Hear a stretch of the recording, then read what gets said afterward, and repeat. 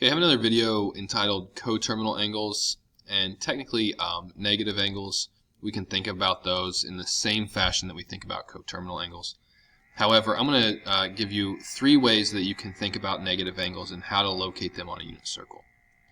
So, option 1, same distance but opposite direction. So if I want to locate negative pi over 3, the idea is if I know that pi over 3 is this angle right here, okay, that goes from the far right side there, that initial side, up to pi over 3, the idea is I can travel that same distance but in the clockwise direction instead of the counterclockwise direction, which means that negative pi over 3 is going to be here.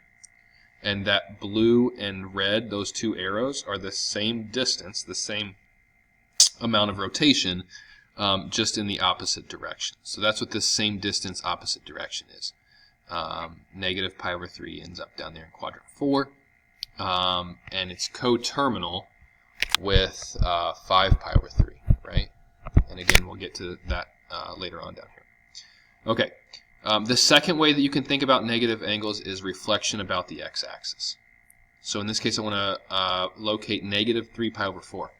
Well, if I know where positive 3 pi over 4 is, okay, so that's going to be this angle right here, right? That is the angle 3 pi over 4. What I mean by reflection over the x-axis is find the positive of this and then simply just reflect that over the x-axis, and that's going to be the location of the negative of that angle. Okay, just reflect straight across the x-axis. Okay, so again, it's hard to think about the x-axis whenever it's a unit circle, but the x-axis is still the x-axis. It's this horizontal line here. Just reflect your angle across that, and that negative is in the same location, just flipped across that x-axis. Okay, so that's another way to think about negative angles. And then the third way is to just find the coterminal. Okay, so if I want to locate negative pi over 6, in a previous video I talked about, well, how do I locate this? All I need to do is add 2 pi to find a coterminal to it, which means I'm going to think about this as adding 12 pi over 6, so I have a common denominator here, which means I'm going to end up at 11 pi over 6.